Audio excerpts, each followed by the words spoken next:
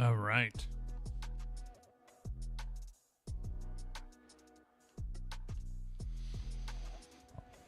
It is almost time. Let me make sure I got everything pulled up here.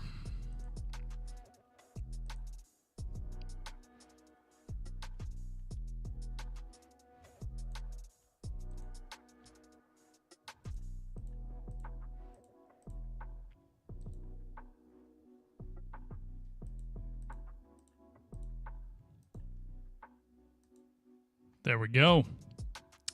Should probably change my stream goal.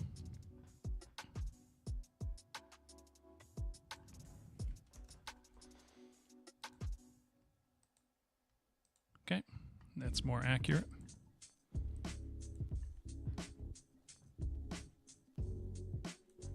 All right. Now there's a couple things that I would like to do. One is figure out why my outlines are gray when they're in the light. So when they're in the dark, then they're dark. I don't know if it's just the light, if it renders in as like lightable. I don't know. But they'll switch from gray to black. And at some angles, it just makes it a lot harder to see the outlines. The other thing I'm going to do is probably go in and remove a lot of these trees and add back in the tree kind of meshes that we have that already have collision and all that. So that'll be something just to give us some visuals, you know. As for what else, no idea. We'll see. But I think the outline thing I do want to get. The trees are an easy thing. I'm just dragging trees in. I just want to make it look... Ooh, I should also switch out the rocks.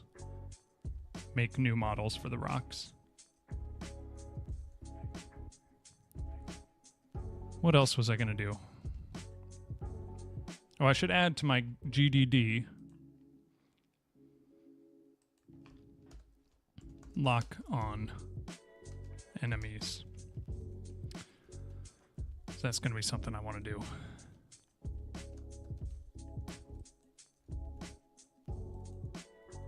Oh, the outline just does so much for those grass effects.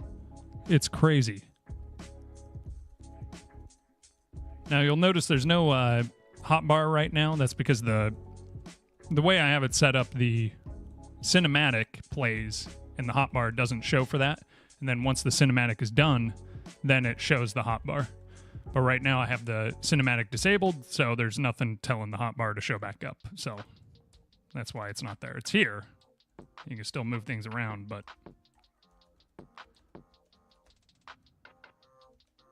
What happens if I do that? Press 2, nothing happens. I don't even know if I'm going to add drops into the game, like dropping items, because this is a demo, and I just don't want to touch my inventory anymore. Truly doesn't matter. So...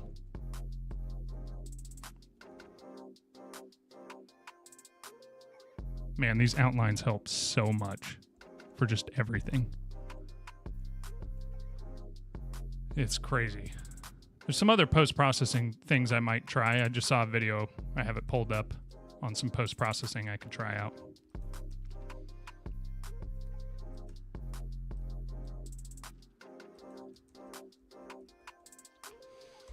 But I think, yeah.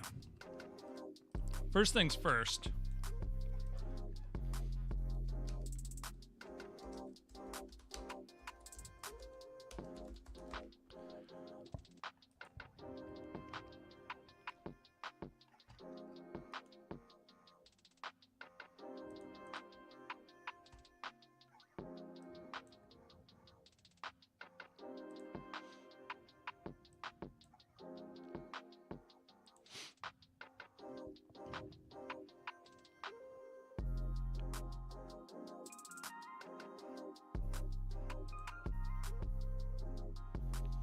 Okay. What I want to do is figure out how to make it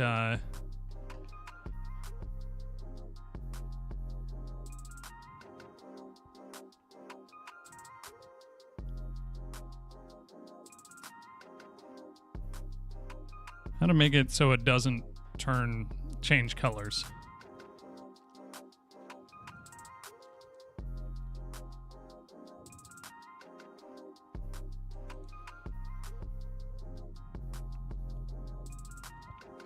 Now there's things like these distances.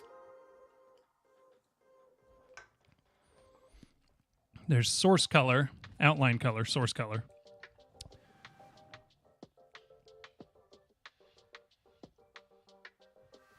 Is there any other color?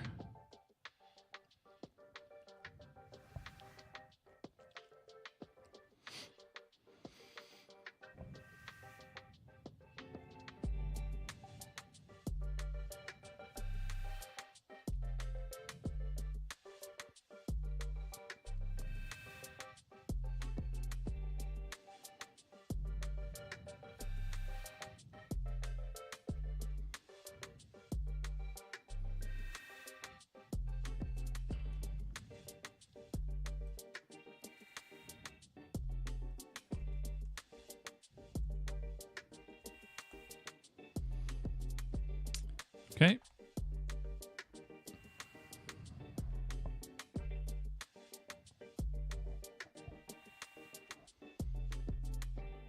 Got an ad break coming in 3 minutes, just a heads up. Alpha times outline color, fade A. So it's just this that's doing color.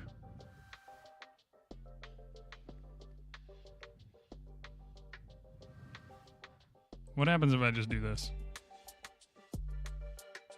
Okay. That does not work. Everything becomes black. Wow. This is interesting.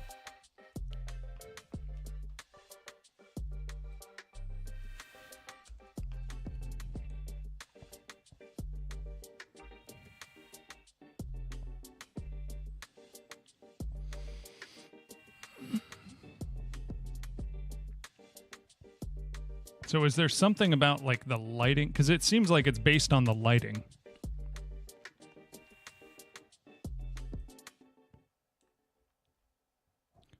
Now this is 0.78. I'm just going to do 1.0.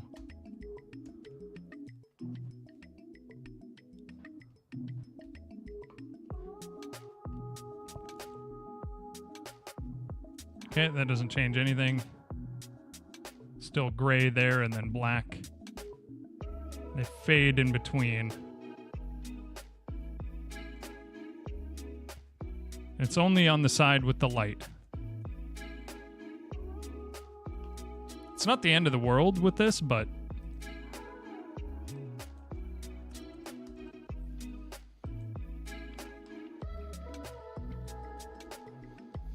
what does depth threshold do?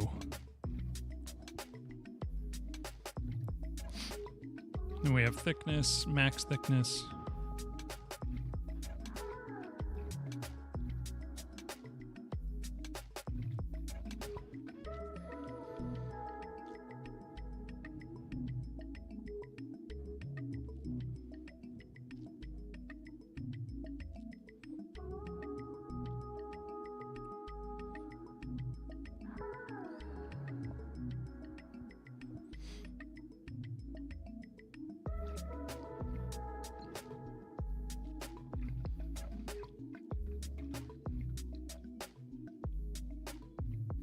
This is crazy.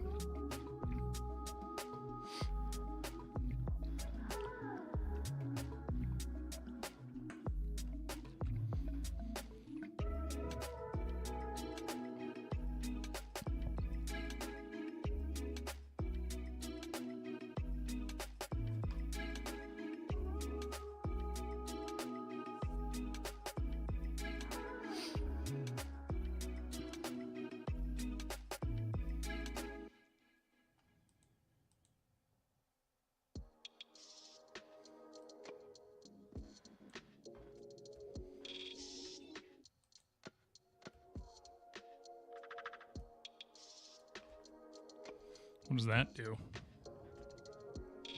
I don't know what fade alpha, right? Ah, okay, I see. So that's just the range fade. So now you can see the outline at whatever distance. That's kind of trippy.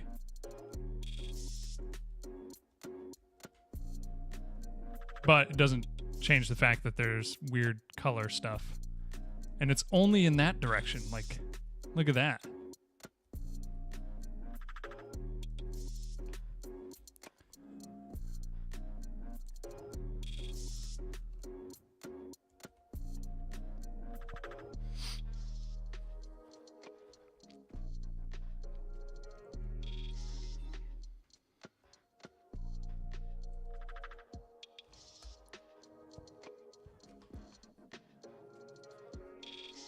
Max distance. So it clamps, min distance, then there's thickness.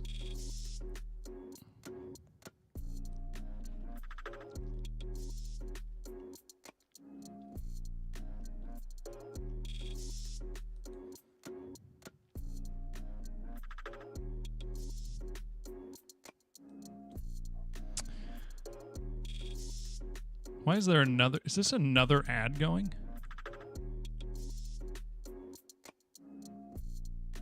Goodness sakes.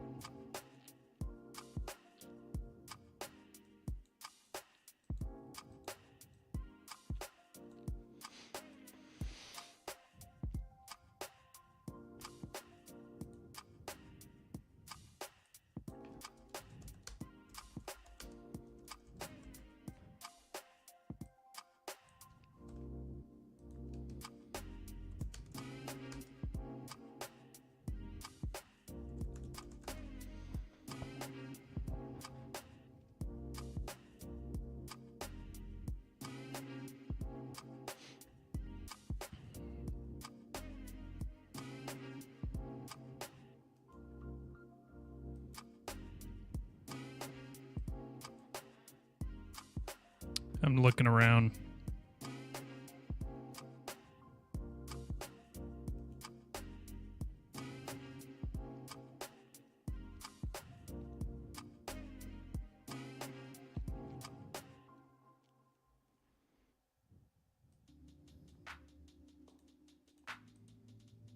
Okay, finally that ad is over.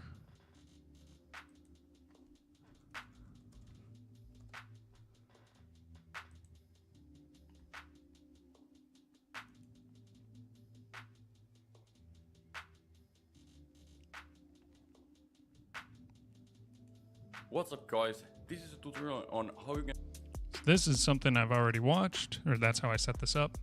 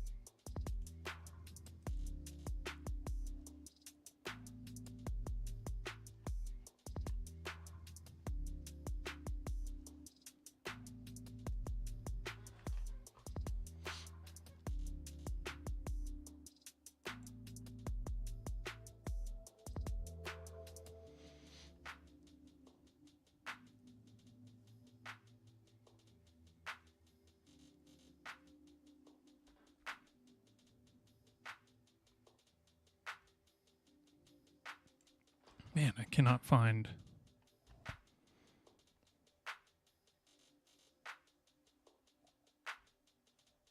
anyone who's had the same issue.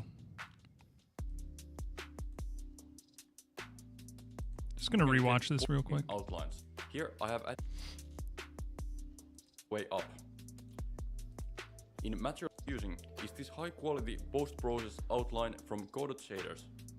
Just scroll down here, hit copy and paste it in Godot. Then in project settings, rendering, anti-aliasing, I've enabled screen space anti-aliasing to make the outlines a little smoother. This concludes the tutorial. Hit me up with a YouTube comment.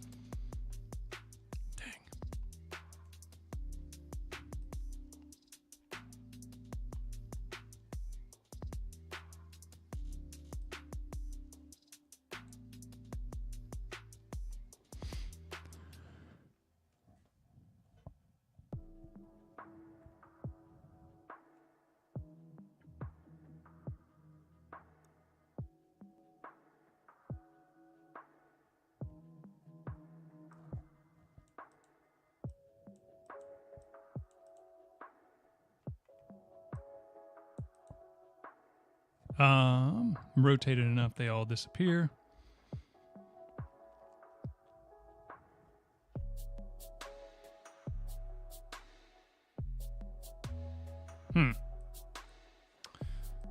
Mesh instance is supposed to be child of the camera.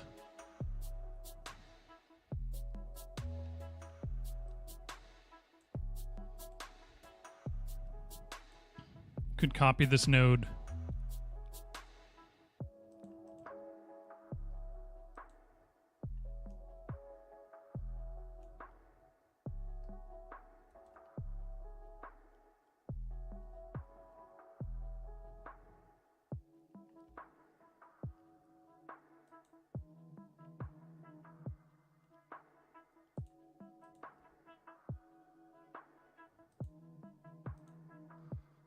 Okay, showing up there.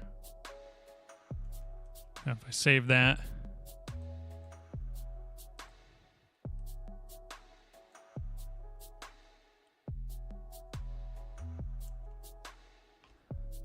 okay, let's try this.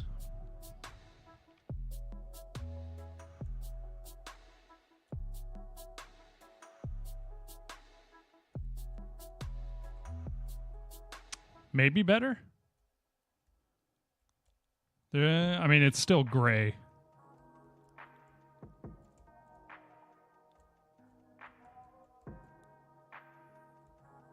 Yeah, I don't know. What happens if I just have them both on? Then we just have double outline.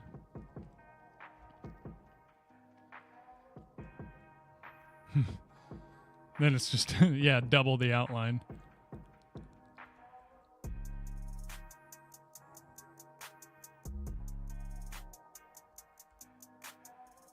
But then we have two post-processing going on at the same time.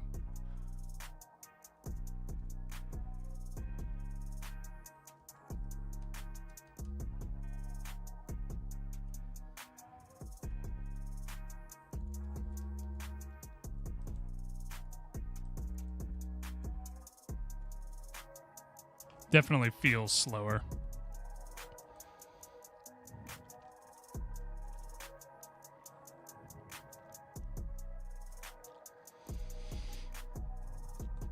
One thing I could try is, so min thickness, do a 5, whoops, how do I do a, is it just,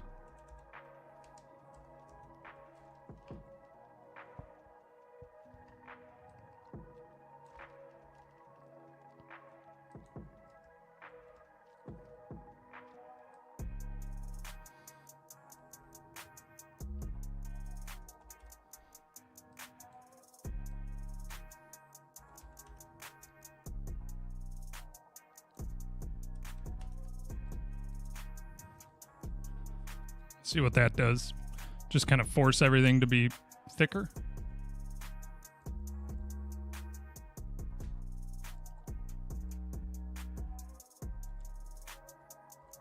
Yeah, maybe a little more obvious. Let's also go to here because this obviously ain't gonna do it.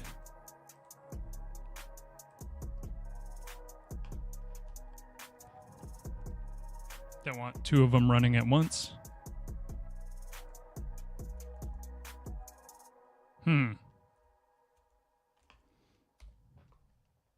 Maybe I should have this one be the main one. So I'm just going to copy this. Paste it. Boom. Then here. Just going to delete this.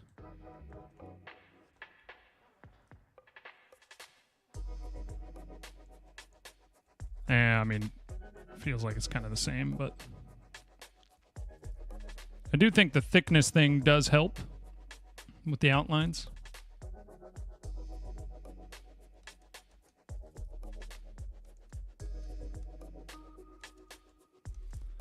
You see how things look out here.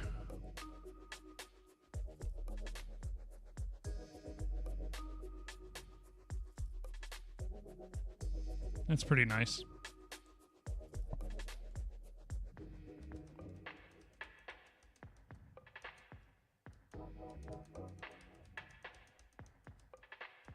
Snowminx, what is up? I'm trying to figure out how to make this outline shader not have things be gray. Maybe it is just the shadow now, because even these look kind of gray.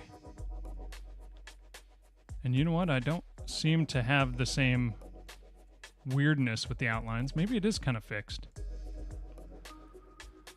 So another thing I could do then, just go to here.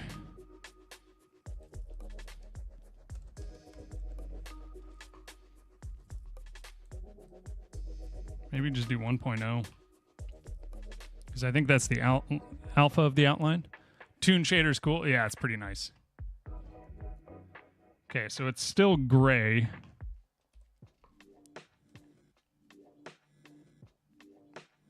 I just don't know how to really change that. Get a hydrate and a posture check. Or at least it seems gray. But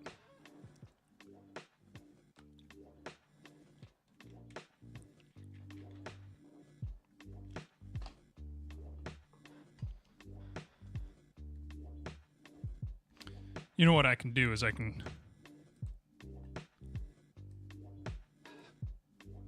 go to my proto here, cinematic true, because I know things were very obvious when I watched this cinematic, so maybe we'll see here if the lighting is still affecting it.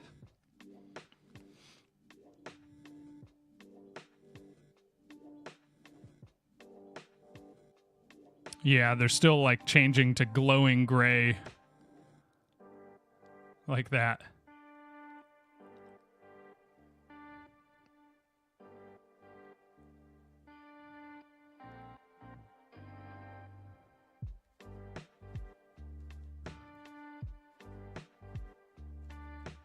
It's weird how it does that.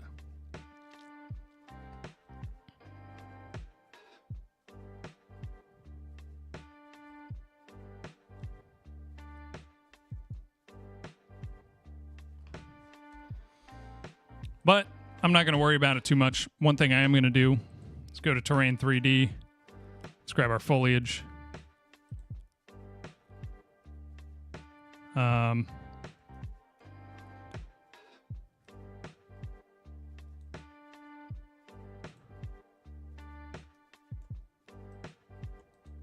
Okay. We need to remove all the trees that can be reached.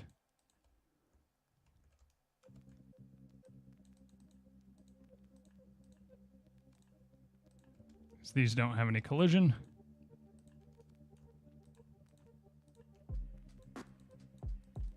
Oh, is that a regular tree? Okay.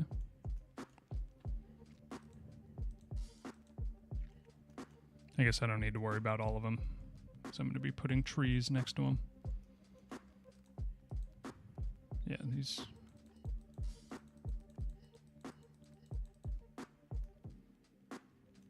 Oh, of course there is just...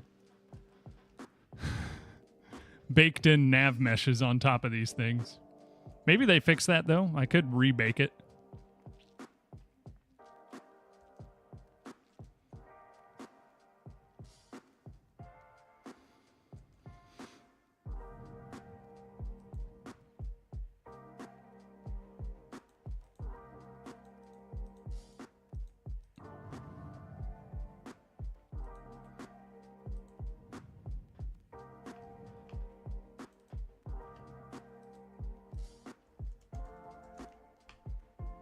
Got to build back up the viewership again. None of the regulars are here. Yeah, it's takes a hit.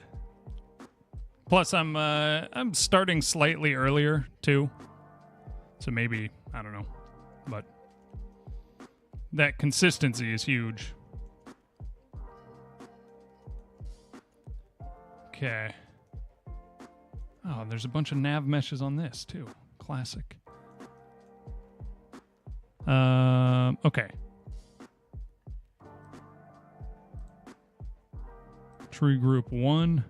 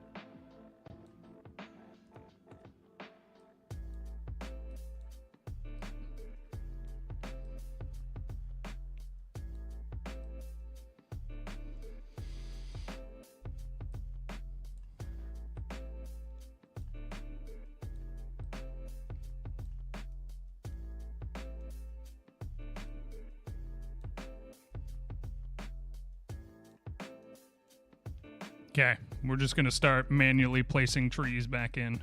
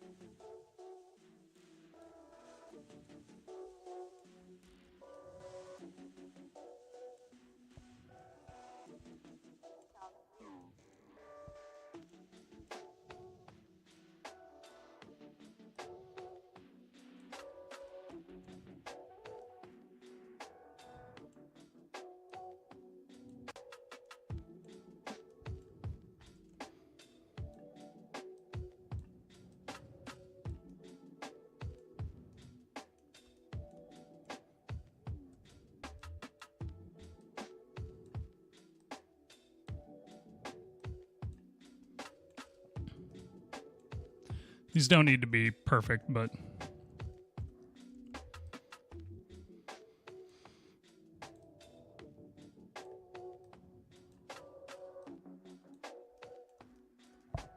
Asteron, what's up? How you doing?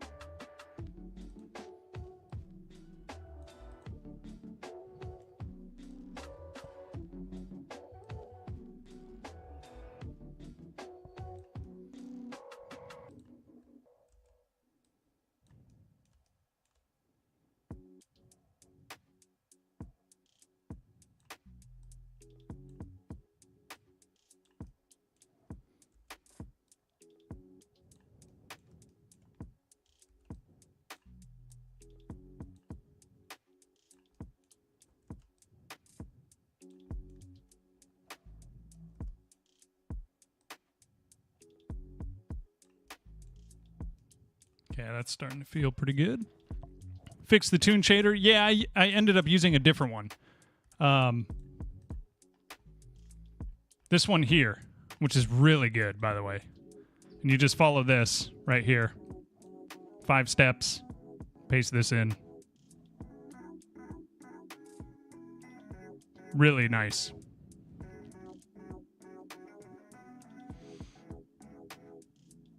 So Borderlands, and this, yeah, high quality post-process outline. So I'm using a full post-process on everything.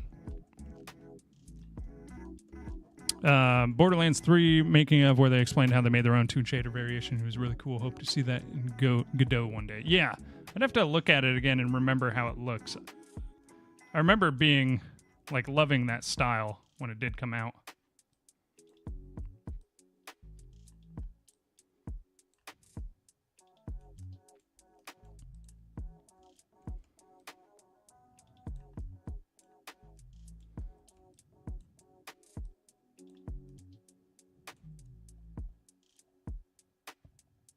Oh no. He's got to come down. Okay.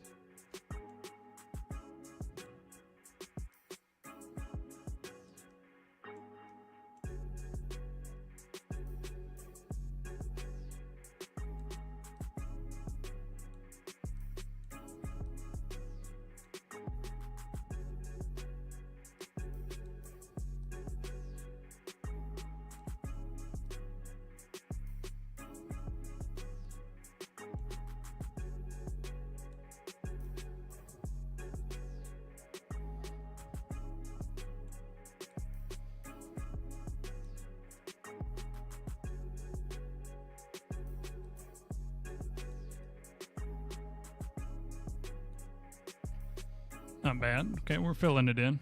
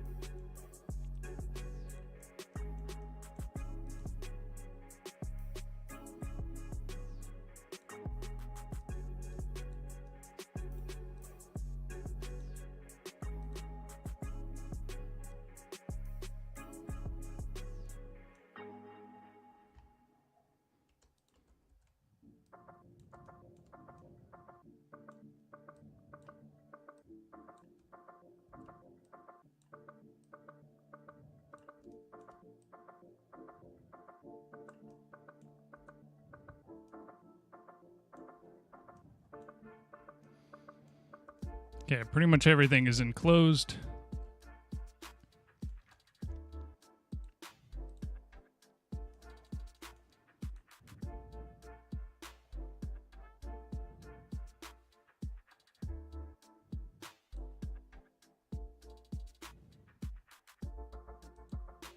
I don't know. I just got here.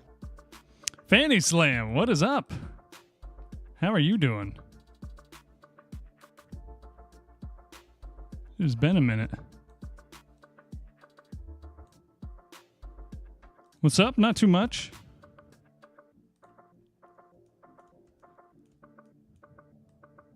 Just building out my environment a little bit here. Okay, I want some trees that are...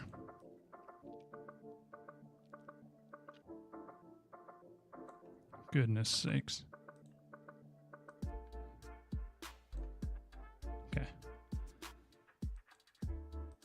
tree 1, blip. Grab that, throw that into here too.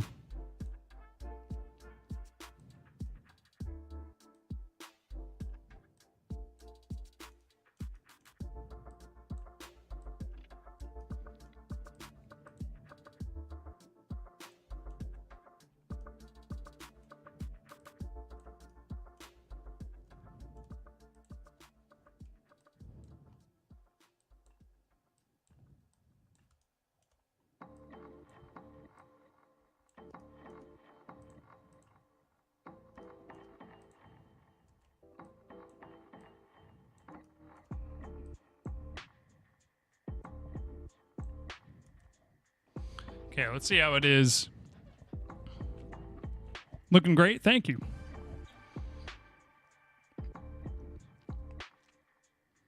Okay, so we've got our sped up cinematic here.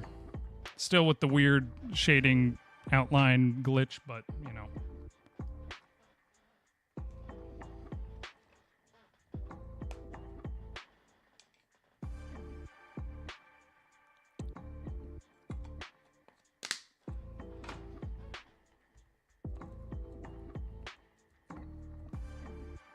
Then we come out, and boom, trees everywhere.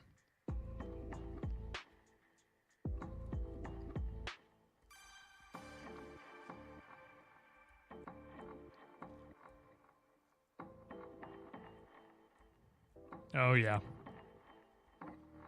That makes a massive difference already. Because now with that many more outlines, you see it much more. A little bit of weirdness with the seeing through the fog into it, but I don't know if I even care about that.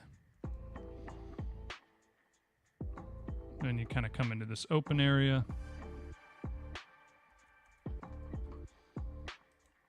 Blip, start hitting guys. I love the grass effect now with that outline.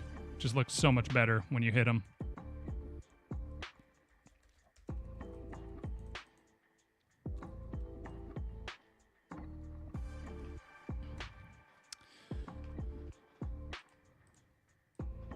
Showcase you were talking about. Let me see. Hey, everybody. Any fans of Borderlands in the house? You're probably going to like this. This is Brian McNett. He's lead shader artist from the Borderlands team at Gearbox. I'm on the Borderlands team right now. 1 second. Let me go grab some coffee.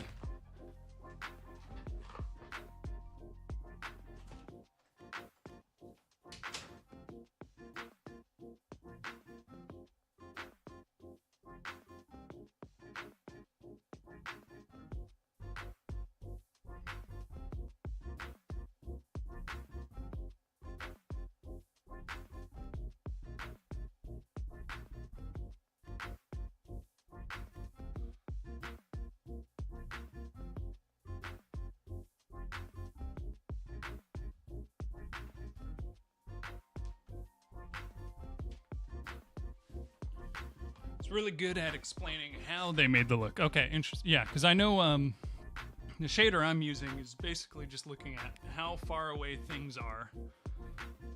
And then I assume what it's doing is just like, is there... And I think it's looking at the normals of whatever it's running into, maybe? But seeing like, is there something far away and then an edge? So like comparing the distance between the edge of this thing and the thing behind it and then knowing to draw a line there. I don't know. It's shaders, it's all magic.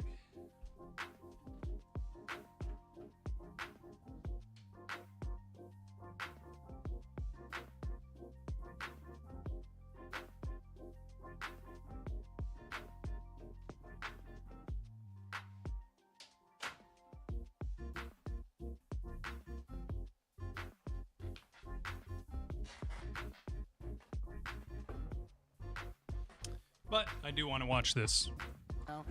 We're going to show you some technology that we're building within UE4 that will power the next Borderlands game. What you're going to see is not a video game, it's a technology demonstration. It's from 7 years ago. We use Unreal Engine 4 to render a non-realistic art style, the style that you've come to know as the Borderlands art style. This is a very simple scene. Now, I want you to remember that the Borderlands art style is sort of represented by a confluence of techniques. Most of the Borderlands art style comes from the content itself, the form of the environment, silhouettes and movement of characters, the color and line work within the surfaces of objects. But there's some fundamental rendering technologies that contribute to the look that we are exploring for the next generation.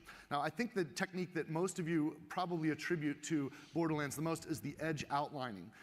It's not cell shading, but we do outline the edges. And if he goes into the black and white view, you can see this approach for Borderlands 2, Borderlands 1, and Borderlands which the pre-sequel. at this point, I don't have any This is cell a shading. standard Sobel-Feldman edge detection operator. It's a solid, uniform line weight around the outlines of objects that we detect in the rendering. Now, we want to evolve this look for the future. We want to make it more natural and basically next gen. So the first thing we do, if you can go back to color, is instead of just detecting the edge and rendering the line both inside and out, the inside will sort of erode and corrupt the detail of the object we're trying to highlight. We'll now draw from the middle out only. It's sort of a middle out algorithm. Nice. Silicon Valley then reference. We go to variable line weight. This is really important. We also want to do inside silhouettes and edge lines. So if you look at the black and white view again, you can see that there's detailed line work with a variable line weight on the inside of the objects now to highlight more detail in the scene. But with variable line weight on both the inside and the outside of the edge lines, we can now kind of show detail that's affected by the lighting and the orientation of the camera. So we can look at the scene again in color. And now edges are only a part of it. The surface materials themselves are very important. The artists contribute to the look and feel of the graphic style by how they paint the materials. Now this is a test sphere, and it shows some materials, a material on there, and you'll notice there's little black outlines, edges around it. Those black outlines are drawn into the materials themselves, and they're kind of similar to that edge outline, but they're drawn onto the material. We want to render those edge outlines in ways that aren't affected by the lighting of the scene. So now we can isolate those, and we can make them look like wet ink. So you'll notice that only the black outlines are reflective, like as if it's a wet ink, or we can make them look like metal. Or we can keep them as solid black lines, just like the edge outlines in the scene, and now they're not taking any light at all. There's no highlights there. This is really important for the artist's scribbles and doodles. That's what I want. I don't want light to affect my outlines at all. Which simulates shadows to come through for the scene. The neat thing about this test sphere, though, is it also gives us the opportunity to show you how we can use a similar technique to actually render cross-hatching dependent on the lighting in the scene. So if he goes to black and white view and brings up the cross-hatching, you'll see there's now a cross-hatch layer which will render shadow only where shadows exist, and in fact render highlights only where highlights exist. These are custom materials that are on top of the base material that add to the complexity of the scene. The other step, though, is, in fact, let's look at a production asset. I want to see this in a production asset really quick. This is a very Borderlands Gearbox-looking production asset rendered in Unreal Engine 4. You'll notice that even the little bolts on those objects are casting a little shadow, and those shadows are taking a little bit of crosshatch. That's that custom crosshatch layer there. Yeah. And we can see it again in black and white. That's pretty sick. Now, one of the problems with this approach, though, and why we had to advance even further, is in the Borderlands work that we do, we tend to do a lot of kit bashing. We'll use assets in lots of interesting ways, lots of different ways. We'll scale those assets up and down. And when we scale an asset up, it will actually change the scale of that cross-hatching, which makes it inconsistent with the line work that we're doing on the edges. So we want Stewie, what is up? How are you? Good to see you again, man. Using artist-generated crosshatches, but rendering them more procedurally on the surfaces of the objects. So if we start with this gray sphere and we put a crosshatch on it that's now procedural and mapped to the object, you can see that it'll hold the same consistency at any scale. And in fact, we also want to show a highlight on this as well. So we can render a highlight on the other side. Now you notice that the transition between the highlight and the shadow is not perfectly uniform. We think that the artist's hand is really important in the style and feel of Borderlands. So you'll notice it almost looks like someone took like a spray paint canvas. Been a weird week since being laid off, not used to doing anything. Yeah. That surface, yeah, I can imagine. As you'd expect from a software rendered solution. So that transition is not uniform. Now I also want to point out that this has full routine to just no PVR. routine. So as he affects roughness, you'll notice that the reflections erode the inks, or if he changes to a highly reflective metal surface, all of the inks take shape, the shape of the objects that the metal's reflecting. This is really incredible technology, and this is only accessible to us with Unreal Engine 4 and the current and future hardware specifications that we're targeting with this technology. Now let's look at a more complex shape, a more complex amazing form. how much this work form goes right now into is smooth, this but stuff. we have a normal map for this form, and you'll notice that it looks like there's a gearbox icon that's sort of etched into the metal shape that you're seeing there. That is not a mesh, that's actually a normal map, and some of you are probably familiar with these are, but you'll notice that the normal maps fully interact with all of the other technologies, the shading and the lighting. So if it goes into a black and white view, you can I don't think I've ever done anything with normal mapping or anything. I'm just trying to stay away from anything anything that seems scary to learn. And the highlights are especially anything with texturing. By that normal map. That's pretty awesome stuff. Played the Call of Duty Black Ops 6 beta and got max level. Suck at shooters, but it felt good to do something mind-numbing. Yeah. That will go into a future video game. Had an interview today and hopefully start a mic. That would be sick. It's metal. Looking at it in black and white, you can make out all. That would be nice to just be able to pick up work like within a week. Details just from the shadows, the highlights, or I guess and the couple edge weeks lines, by also Monday, but in full color. Yeah. So this is the fully rendered object. Now let's go back to the original scene. Back at this original scene, you can notice that Brian can take control of the intensity and the range bias for crosshatches and highlights.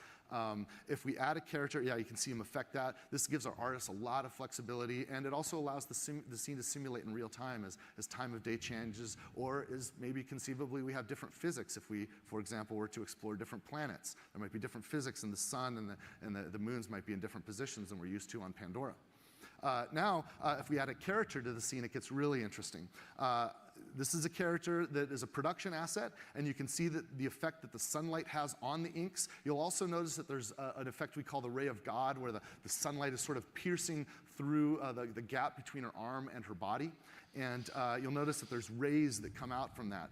If he goes into the black and white view, you'll notice that those rays, the God rays, will actually erode the crosshatches in the environment, even the crosshatches that are rendered onto objects that are behind and far away from where the ray of God effect is being simulated. This is pretty awesome stuff, and it helps create a more complex and plausible scene, even in the unrealistic art style of Borderlands that we're rendering with Unreal Engine 4. Learning that as far as work goes, everyone everywhere seems to really like and get along with me. Weird because I have a small social battery, and I am an introverted extrovert. You know what? That's kind of similar to me, to be honest. Because, yeah, like I can get along with literally anyone. But at the same time, like, definitely takes a toll. I enjoy it, though. I enjoy socializing. I'm very social, but except for when I'm not. And then it's, when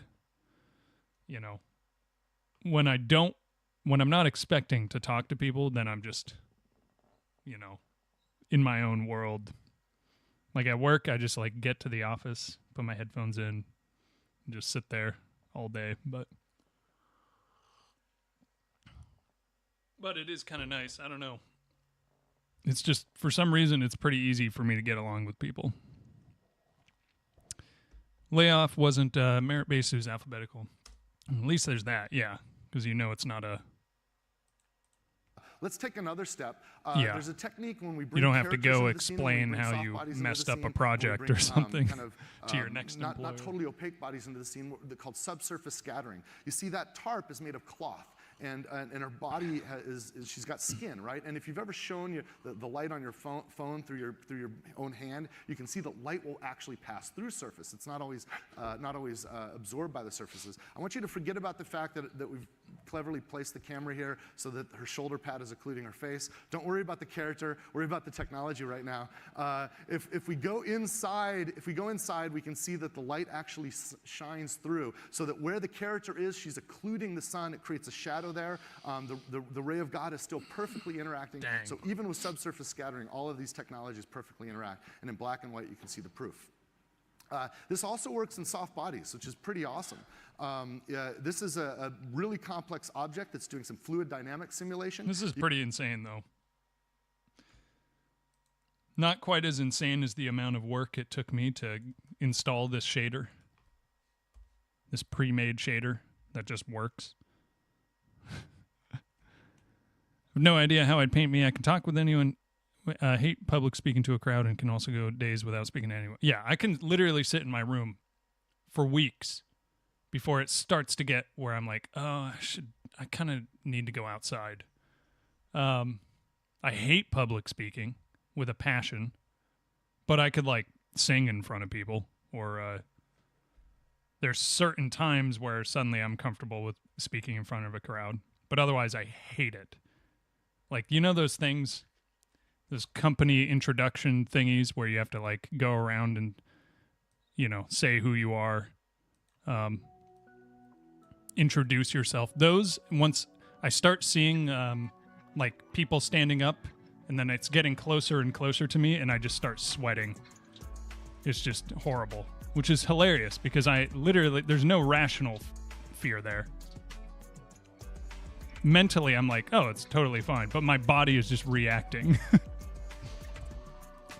You feel the need to have days without anyone after a party? Kind of, yeah. I need my time to just chill, for sure. But I also, yeah, I didn't always used to be like that. I used to, when I was young, I almost had like a kind of FOMO type thing where I like had to be hanging out all the time. Nowadays, no biggie. I can do nothing for a very long time. But at the same time, when it comes time to be social, I can turn it on. So, going outside is just for taking a walk, breathing some fresh air, not necessarily people interact. Yeah. Always got forced to entertain and do public speaking just because, so I'm just used to it. Would rather be a background process, though. Yeah, presenting a project, just horrific. Which is hilarious because if it's like, if I'm doing like when I was younger, going to like camps, doing like a skit or something, just no biggie. But if I have to present a project, then it's just terrible.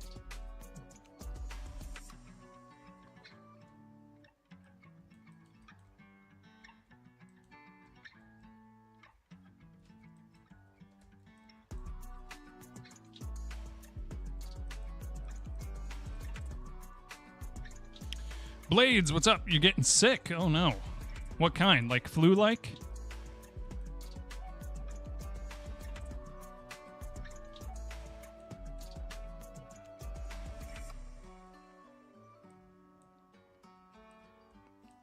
Stewie, why? Is that in reference to me? And the fact that I have a weird difference between like some public speaking and not others, but because I don't know why my brain is just wired to not like having to be serious in front of a crowd full of people. Oh, why sick? Okay, yeah. Congestion, dry throat. Yeah. I had something like that a little while ago. A month or two ago. It's not fun. Those always take, at least for me, forever to go away. No problem teaching stuff for a class. Literally did a test course to make a small game for an NPO, nonprofit org. Oh, okay. Nice. Yeah, I feel like I could teach something pretty easily, too. I don't know. There are just certain times where suddenly public speaking is just sounds horrific to me.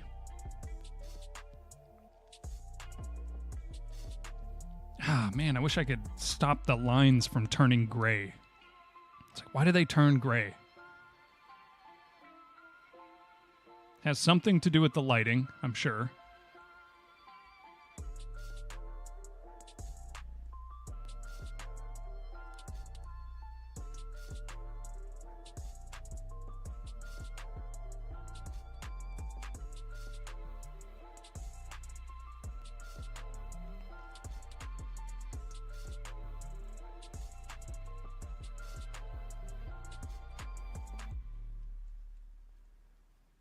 Man, this definitely helps, though.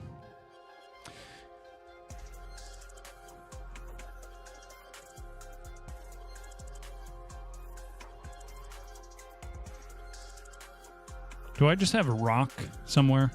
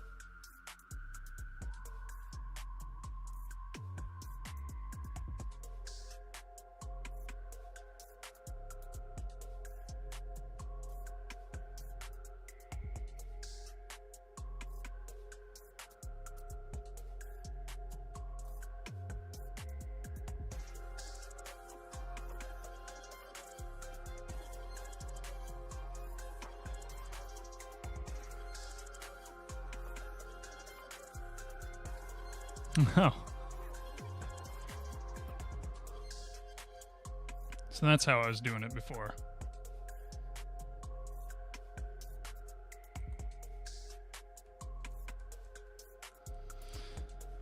Okay.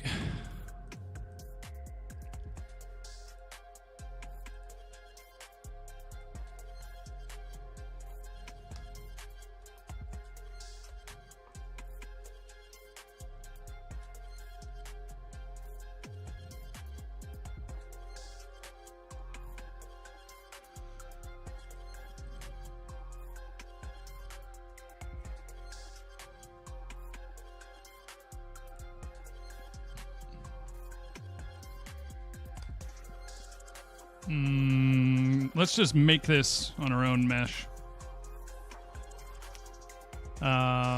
Subdivide.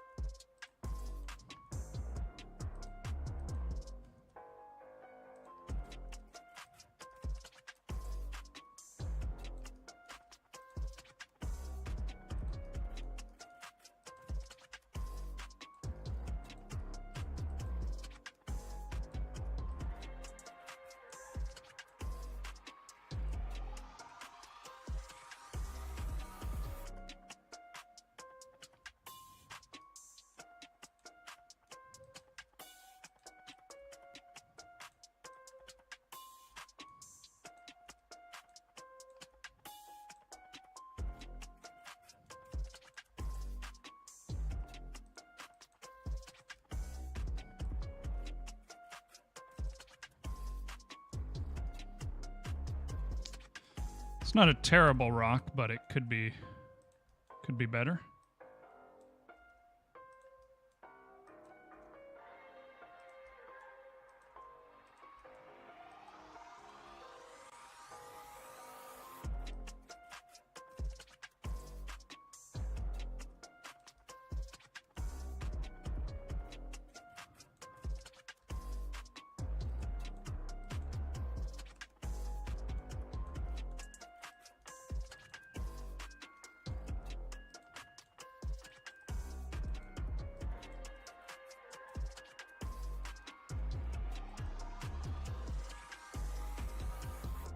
Not bad.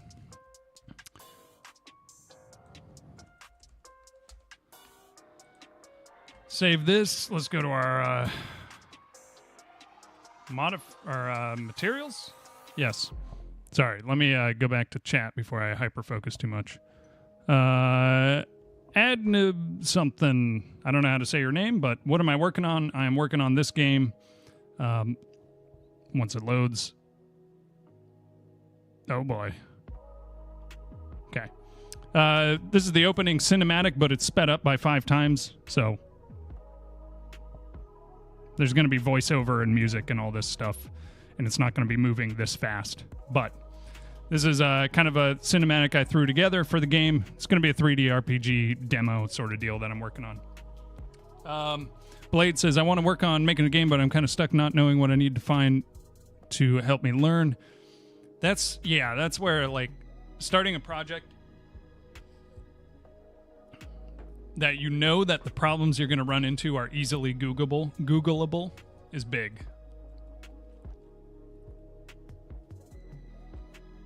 That's why, like, a 2D top-down is always nice. And then just don't even worry about art at all. Yeah, this is the game I'm working on. The anxiety triggers that makes me differentiate between teaching to a class versus presenting a product. Yeah, it's different. Stream on April 32nd. Perfect. Snowbanks, I will be waiting. Twitch ads tempting me with Urban Decay and Too Faced makeup palettes. Ooh, there we go. Speaking of which, we do have in a couple of minutes, we'll have an ad again, unfortunately. Got a posture check. I'm just going to call you Adnib, if that works. Nice looking. Thank you. Yeah, appreciate it, man. I've been working on learning, Blender and just how to do 3D in general. This outline really has changed the game. It makes it look a lot better. But yeah, so you got your main character. He's going to have different types of weapons he can pick up. They're all melee. It's going to be kind of a Souls-like style. I really should change these icons because they suck so bad. But right now, the only creatures in the game are these guys, and they don't really do anything. You just hit them, and then they burrow down. But that being said, pretty soon I'm going to start working on some enemies, and I think I've just decided to go with non-human enemies. Either that or cover them up in such a way that I don't have to make them look good. So have them wearing some sort of armor or something that's easy to model. And then animations, I'll just do Mixamo or something. Because, once again, this is a demo. I'm not planning on making the whole game unless I magically get a bunch of funding. So it just doesn't matter. I can use Mixamo. I already did all the animations on this guy, learning how to do that, which was fun. Good learning experience. But yeah. But the enemies I could do are like jungle enemies, because that's what this is. Let me get hyper distracted real quick. Throw some more trees in here.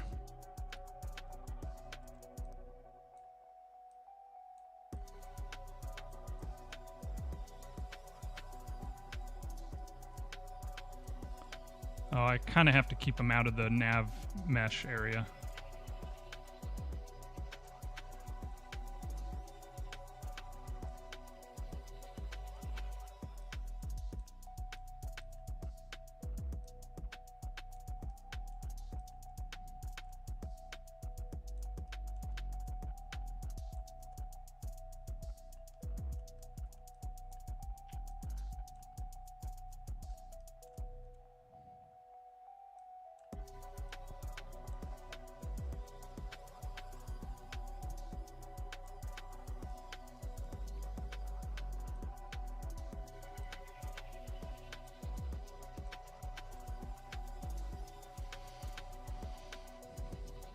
Okay.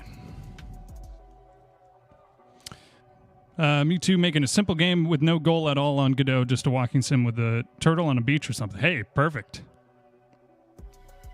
Charles Dodge, what's up? In the YouTube chat. Awesome work. Keep it up. Thank you, bro. Appreciate it, man. Yeah, animations are pretty fun when they work. Speaking of ISO games, have you seen Metropolis 1998? No. Is it new?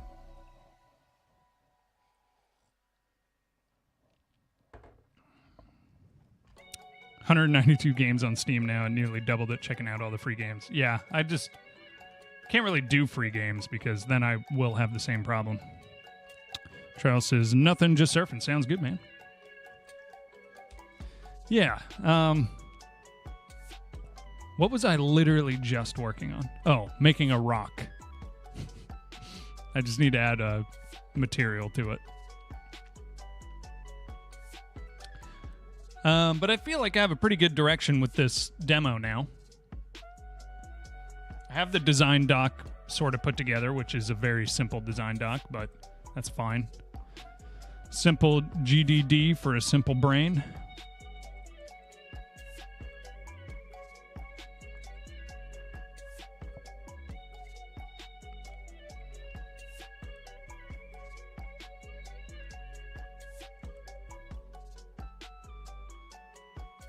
Man, the outlines just really pop on some of these buildings and stuff. Oh, and especially on these rock formations. It's just perfect for that. Okay, and then I come into here, and now we've got some trees here. Nice. So it doesn't feel quite as wide open. Oh, that's what I'm missing. I used to have the giant trees off in the distance. Was that scene made on Godot as well? This whole scene?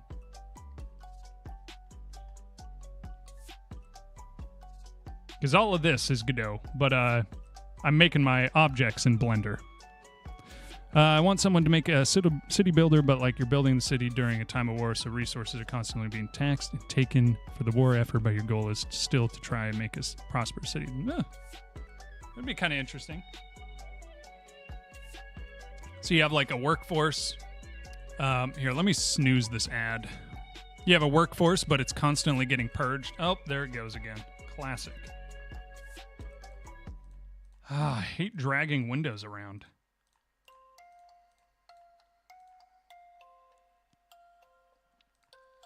Just always minimizes everything.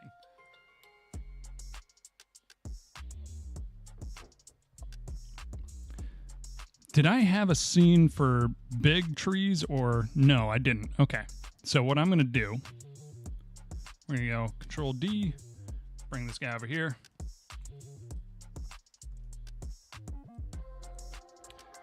Then we're going to go Scale.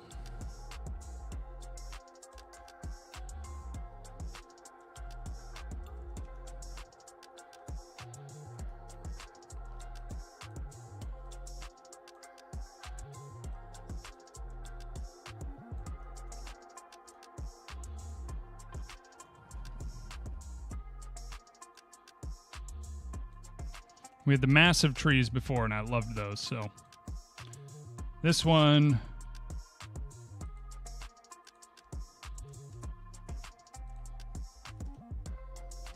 I'm just scaling it to just be gigantic, which is perfect.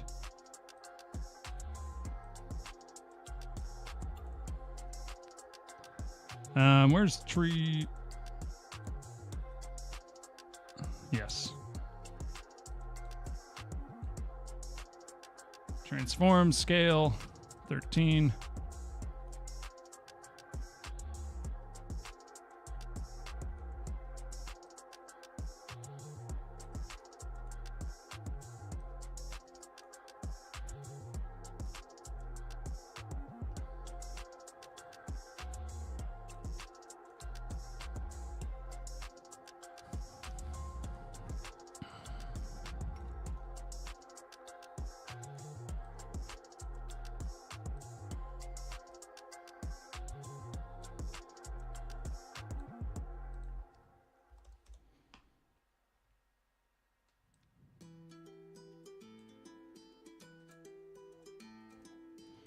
Now, where's one of my other trees? The small one. Right there.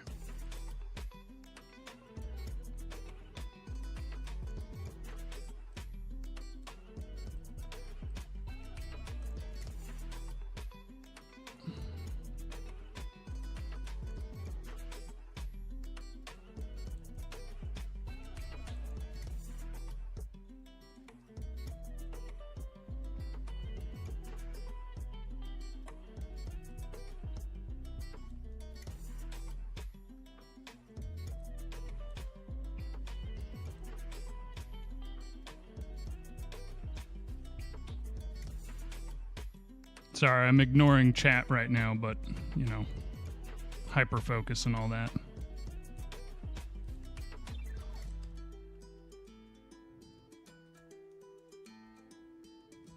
Okay, let's see how this looks. Okay.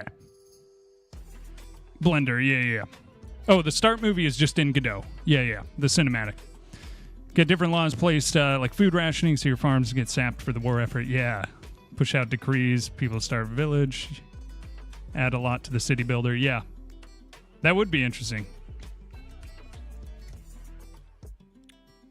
Making me want to build a 3D game. It's fun, dude. In some ways, it's just easier than 2D, except for the having to learn how to make assets. But you can always just use assets, too. Kind of reminds me of Astroneer art style, kind of. I don't know if I know Astroneer.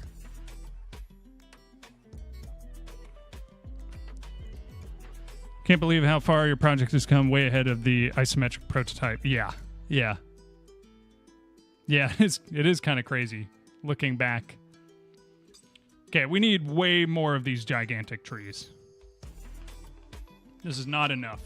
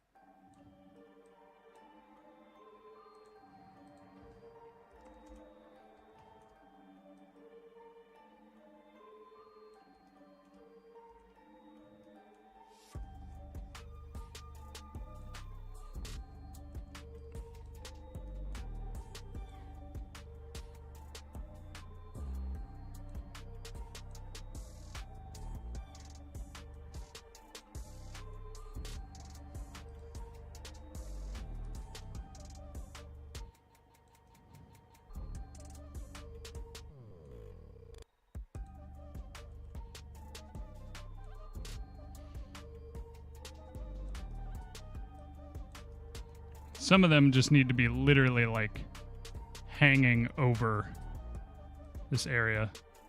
Yeah, like that.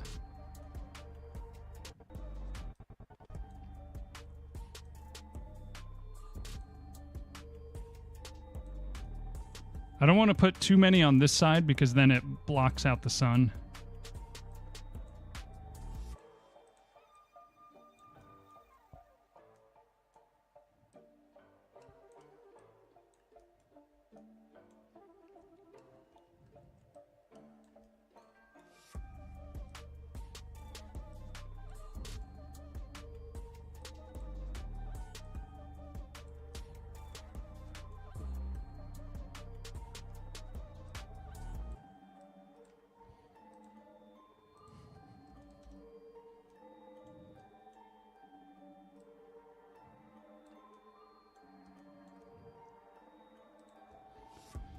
Okay, let's rock this one over here.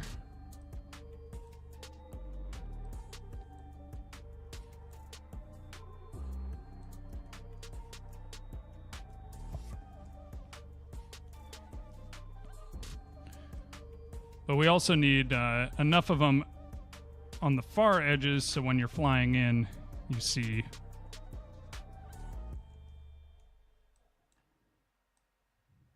some out here.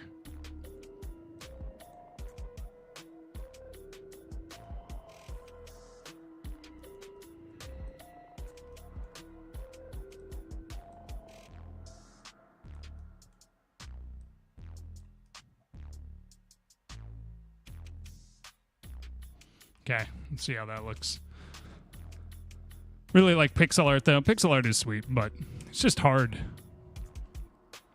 Make a Metroidvania, that's a massive project. Don't know how to do that yet. Yeah. I mean, starting small is a big deal.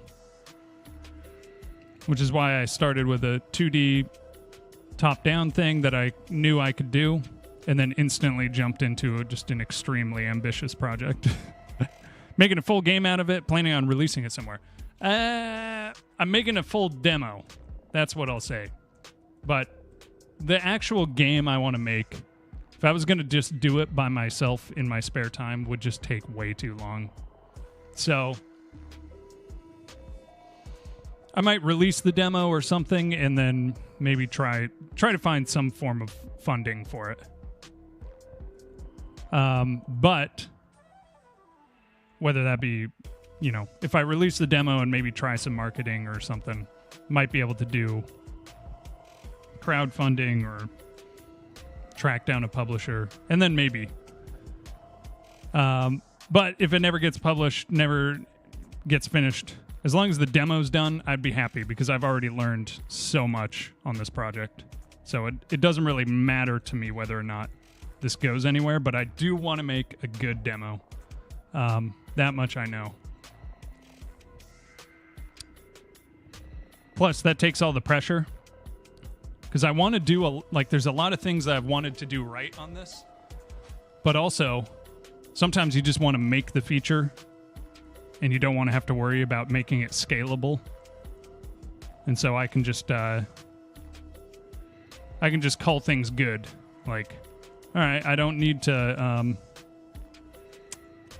make, you know, my code doesn't need to be perfect. It just needs to work because it's just a demo. And then if I ever went to make the full game, then I could do it the right way.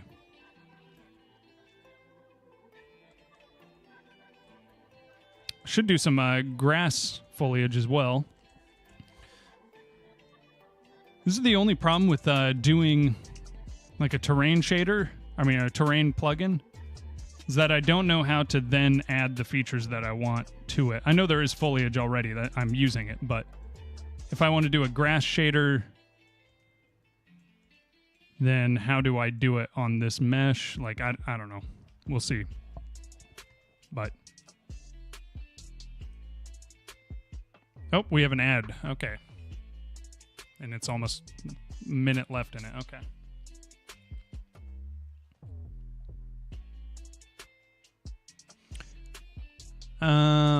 What else was I doing?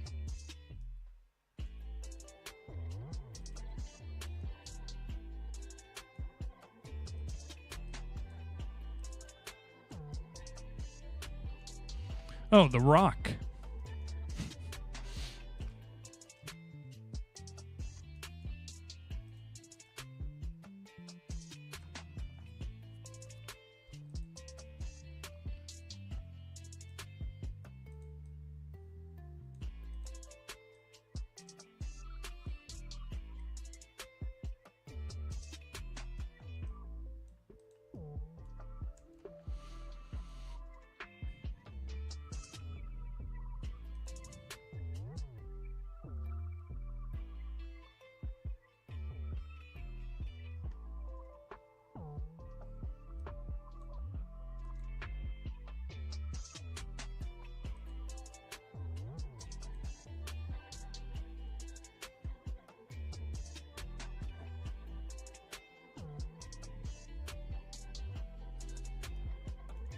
Hey, TYM, what's up? How's the game coming along? So I just started because I was gone for a month, or about a month. Here, I'll show you. It's going pretty good, though. I think I got a nice direction. This is the kind of sped up cinematic here. So it's like at 5 times speed right now. So in the finished demo, it'll go a bit slower, but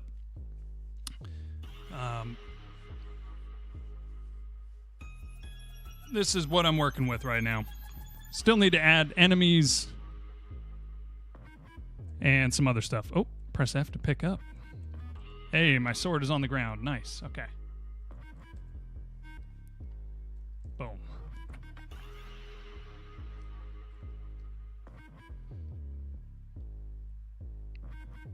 Still have some floating trees. I'll need to go through and fix that.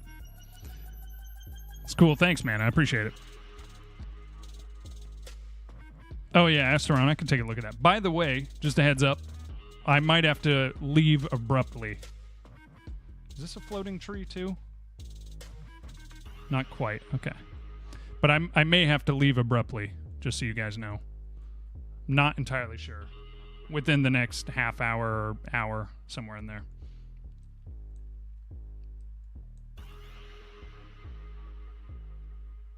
But if I do, then, you know, I'll be back on tomorrow, so.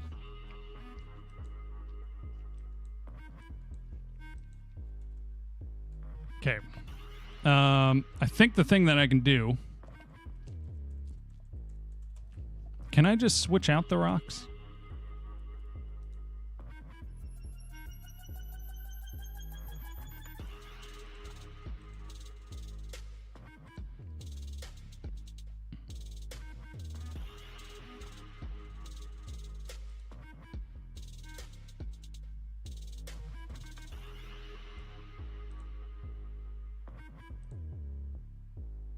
Nav objects. You know what? Let's go ahead and delete these.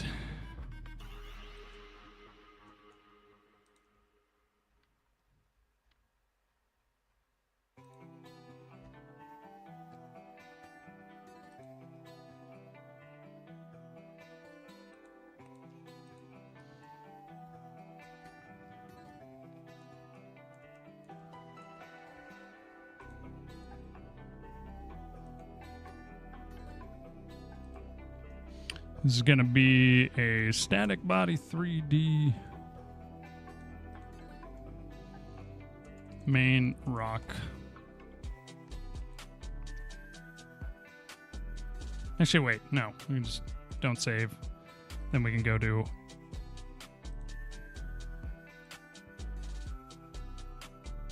assets, world, new inherited scene. Rock 2, this is going to go in our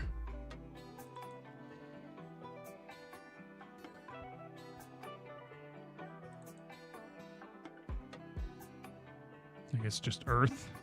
So badly organized.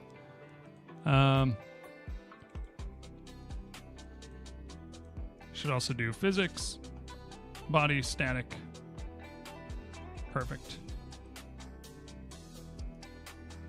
Okay. Then I can go to Proto and I can grab my stuff here. Not a guy who likes cartoonish style games, but I love the look of that. Yeah. And I mean, the main reason is because obviously I'm not good enough at Blender to make anything realistic. So Grayson in the YouTube chat says, leave abruptly now. This is boring. We'll see here. I got to bore you for a little bit longer.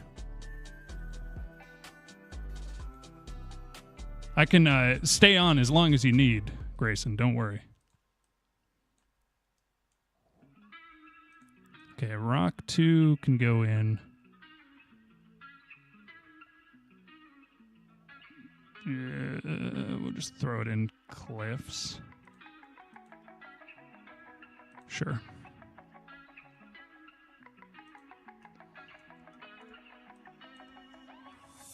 Okay, now we have a low poly looking rock, not a smooth shaded one. Yeah, I like this better. Much better.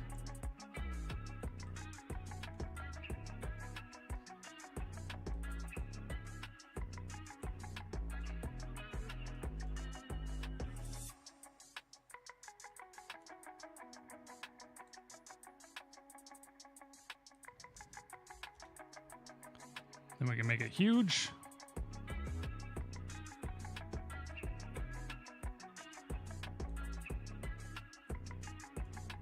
And then we can make a bunch of these. And just scatter them wherever we need them.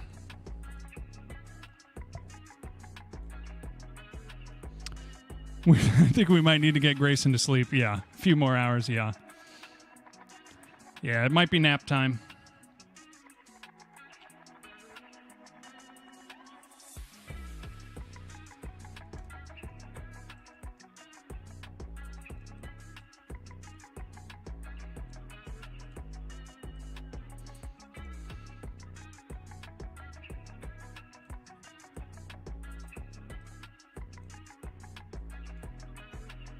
So nice just having one rock.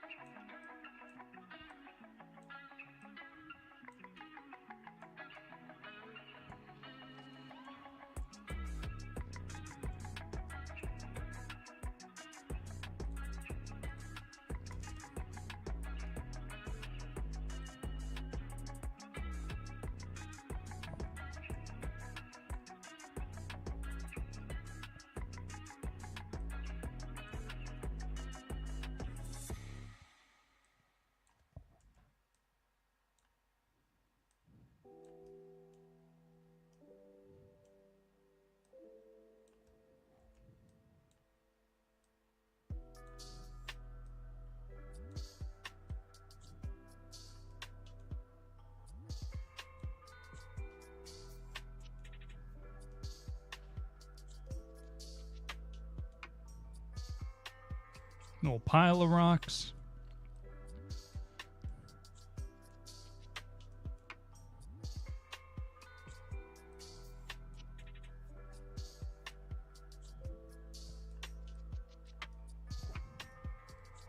Tried the new hunt. No. I have not. Recently hit 6-star. Dude. There was I think I hit 6-star once. And then suddenly I was the worst hunt player ever. And I dropped out of 6-star extremely fast. And then it was like, normally I'm like, 4-star or something. And then I'd dip into 5-star and then back to 4-star. And then after I had hit 6-star, suddenly it was like I could barely get to 4-star and then drop back to 3-star all the time. I don't know what happened, but suddenly I was just terrible at the game. But no, I haven't tried it. Does it have like whole new engine and everything, or engine updates or something too?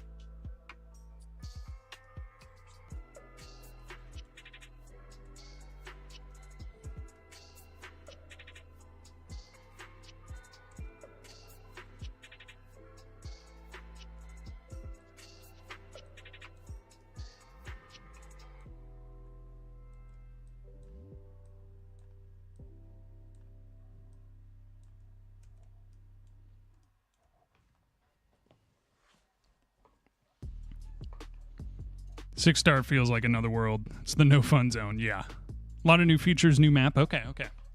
Yeah. Man. Yeah, 6-star is probably... Is it just all Mosin sniper and then like some sort of shotgun with the perk that allows you to get the longer secondary or whatever? Larger guns for the secondary? Or Crown and King and then like the long... ammo pistols or something. Oh yeah, these rocks just look so much better already.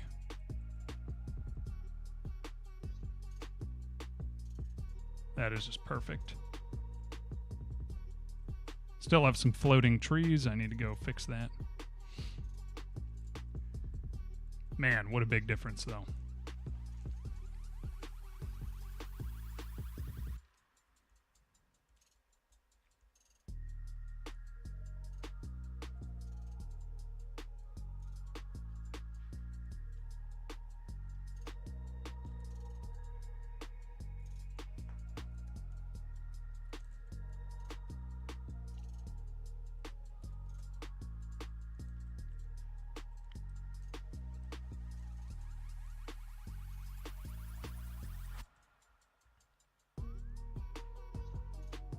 It's nice. It even puts outlines where like meshes collide. So that just helps with a lot.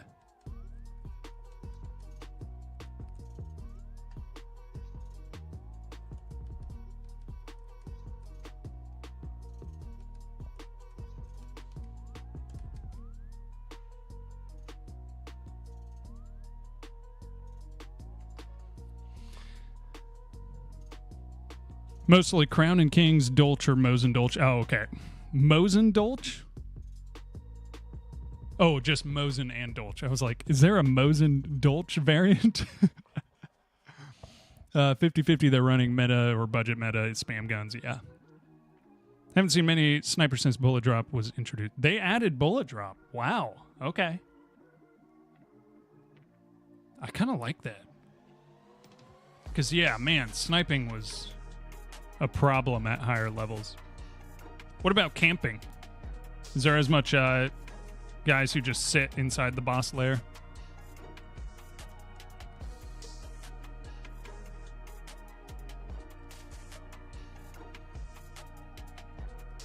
Feeling like maybe I need to add a little bit more ambient light or something.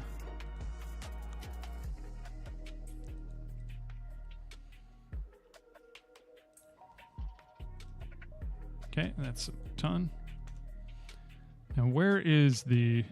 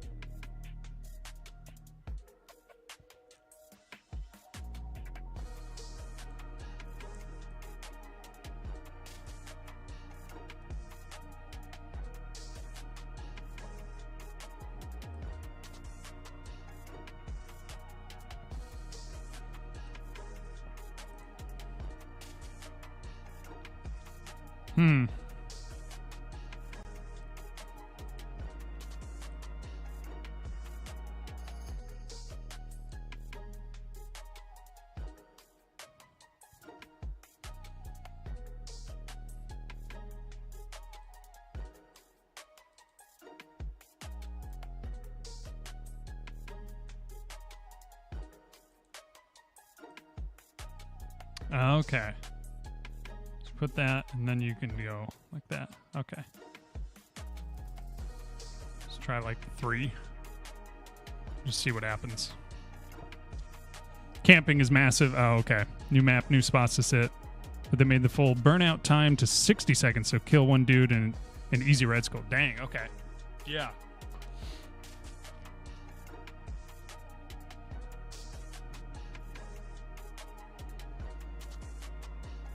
Problem is on this cinematic, as you come in, everything's just, there's no lighting. Everything's just fully flat lit.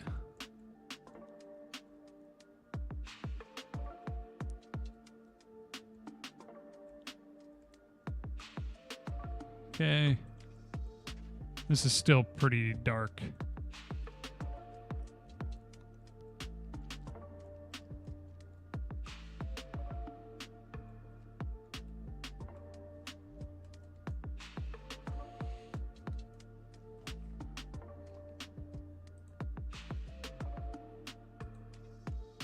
Set it back to what it was. I think what I'll do is I'll just add more lighting into the scene when I need to. Like add bioluminescent stuff, all that. Love the cinematic, so smooth. Yeah, and obviously right now it's like ultra sped up, so it's not how it's gonna be, because there's gonna be voiceover music and all this stuff. But yeah, I do like the look of it. I think it has good framing. Or yeah, hits some good beats, I think. So when it's slowed down and you have the music and the voiceover and stuff, I think it'll turn out pretty good. Good time to check it out. Bullet drop faster burn, new map, bear traps do 50. Hellfire does 50 instant burn. Wow, okay. Feels like a whole new game. Okay. Yeah, I do need to. I just haven't played anything in forever. So I know I'll suck, but that's fine. I don't care. But I just haven't gamed in a long time. But I should jump back in, because that's the nice thing with Hunt, is it's just super easy to just jump in and play. Necromancer is a one-time use. Solos only get 1 revive. That's also nice. Very nice. What about as a trait for your teammates? Is it still only one-time use?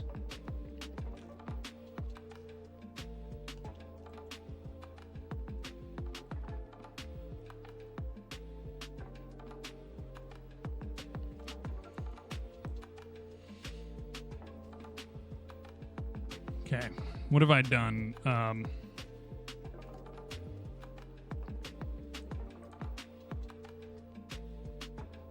Oh, I should check out that video that Astron linked.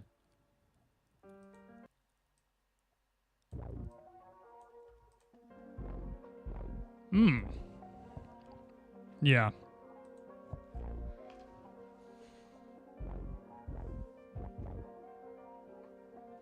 Isometric is fun. Just it's just hard to do the assets for.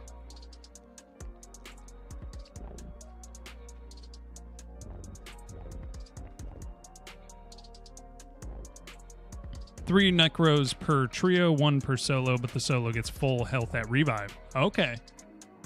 Like a banish. Yeah. Dang.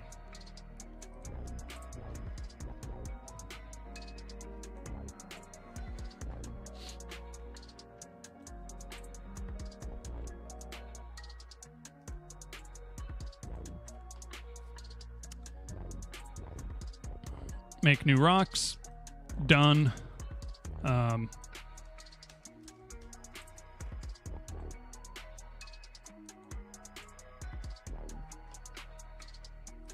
Tree meshes with collision. Done.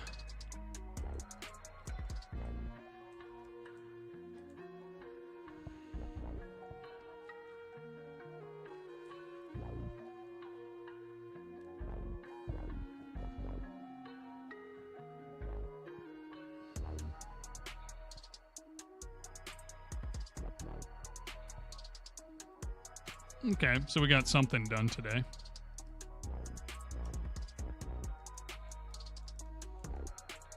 I think my next couple weeks are just mostly going to be some Blender stuff. Because there's a lot of stuff I need to learn.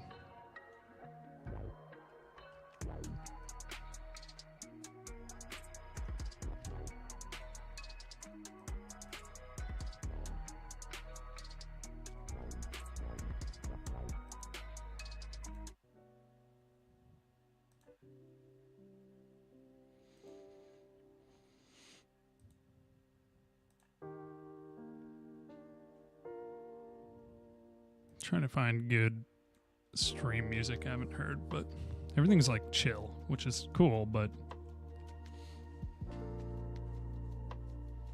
it's like all lo-fi chill stuff.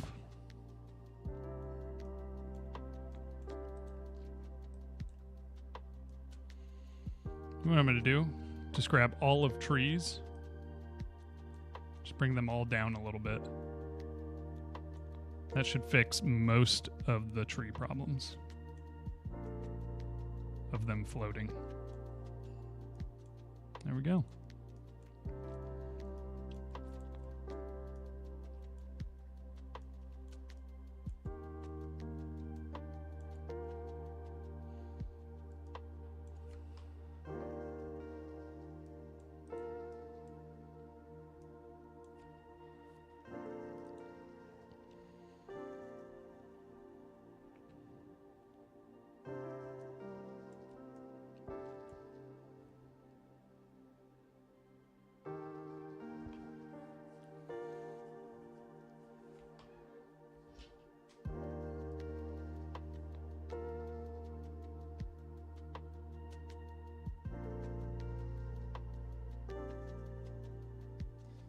I want to do like little firefly creatures, which I already have some of the particles for.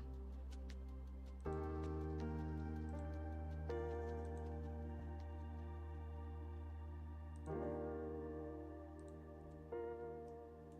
think there's one in here somewhere. Oh yeah, right here. So these I could attach to a node that just flies around. And I could just put it in the trees somewhere and just have it like around a certain radius, just kind of zip around. Just for some ambience in the trees.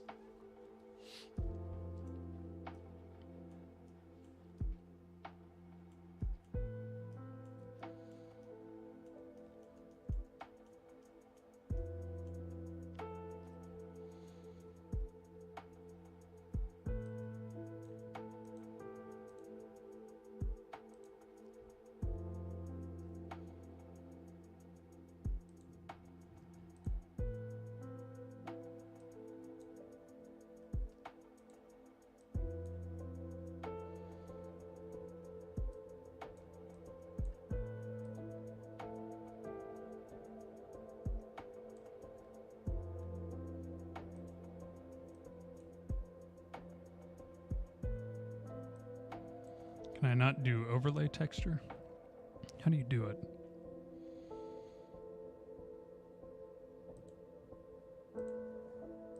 Okay.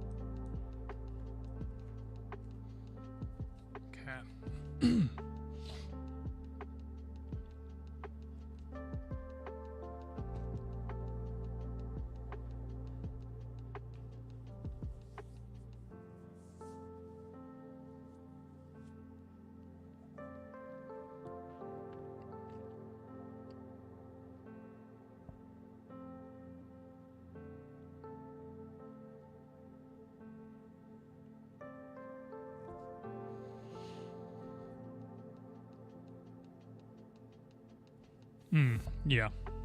I do need this ground texture. That helps fill it out even more.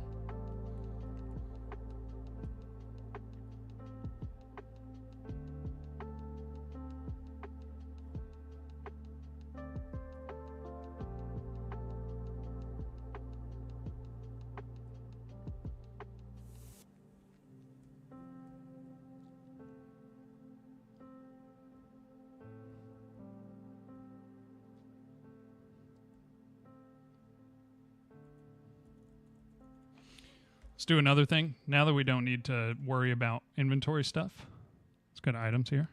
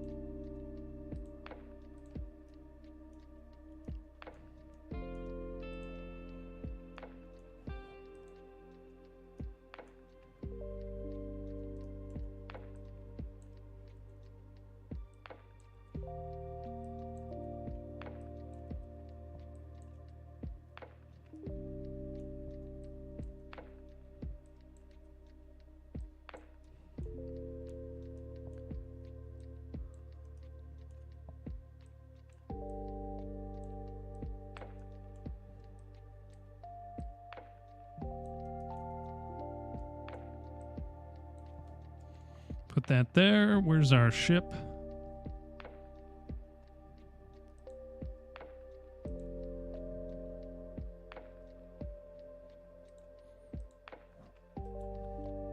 This can get deleted.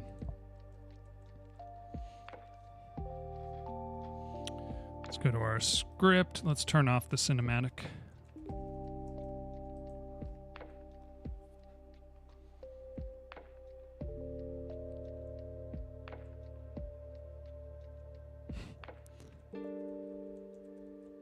They still just stand straight up.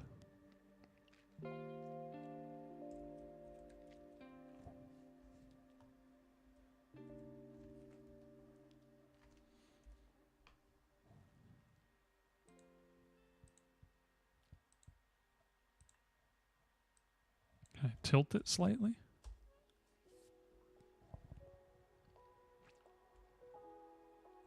There we go.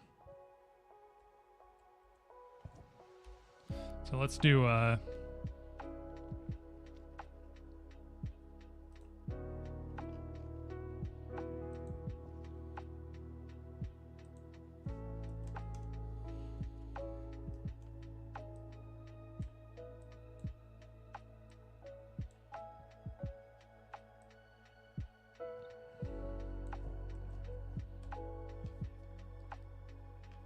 do it like this. Okay, let's place it more strategically.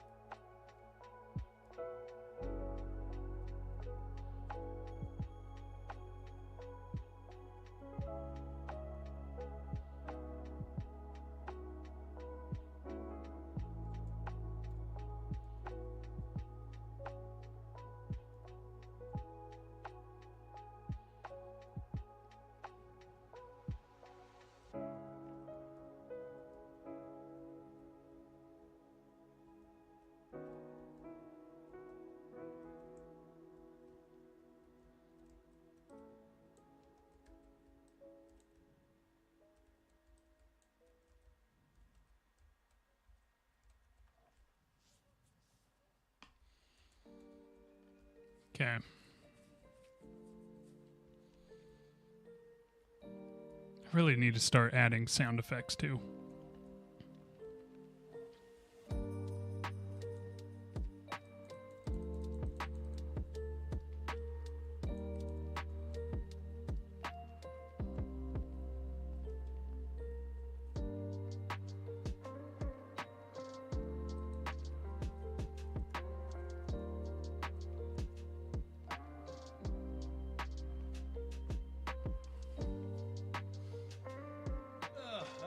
else to do. I know I have to bounce pretty quick here. Let's see here. I think I'm just going to spend a lot on environment design over the next couple weeks. Because that's fun. It's easy. Yeah, that'll be my plan.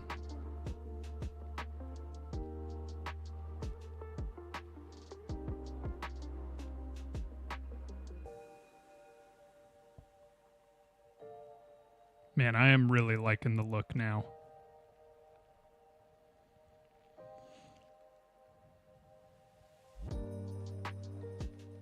It's coming together.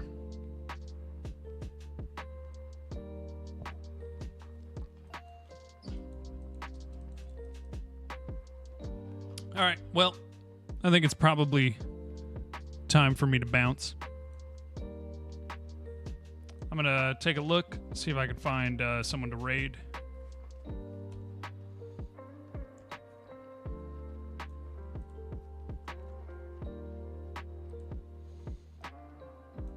Should probably go to,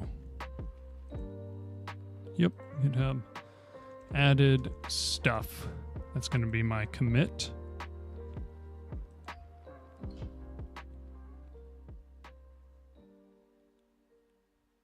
Okay, done. Commit done. Horrible commit message, incredible commit messages. Because the reason it's so good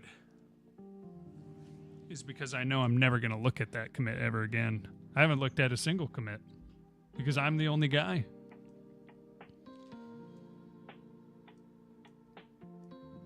And of course, nothing could ever go wrong that I might have to revert. That would be impossible for something like that to happen. And so I don't need to worry about, commit messages and clarity.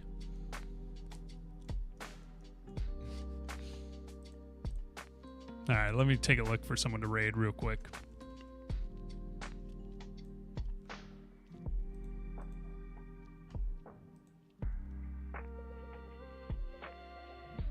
You say that now? That's right. No, I don't know. If I was having someone else work on it, for sure. My commit messages are just terrible, but it's just how it is. Who's online? Hey, Orb Mortar's online again. Well then, let's give him a raid.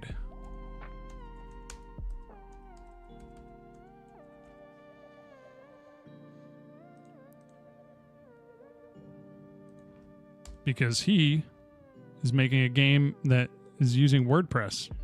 Oh, and hydrate and a posture check before we go.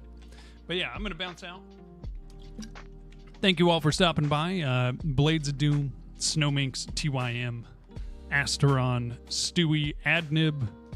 Who else was in here? I know Fanny Slam was. Yeah. Anyway, peace out, y'all. Snowmink says bye. Peace. In the YouTube chat, Charles and Grayson. Grayson, hope you have a nice nap. But yeah. Asteron, thanks, man. See you tomorrow. Yeah. Peace out. I think we're gonna have pretty fun, a good amount of fun on the environment stuff. That'll be kind of easy for me to just keep rolling, because then it's just design work. That'll be fun. But yeah, I'll send you over now. Peace out. Have a good one. Until next time. Bye. And for those of you in the YouTube chat, hope you have a good one. I will see you next time.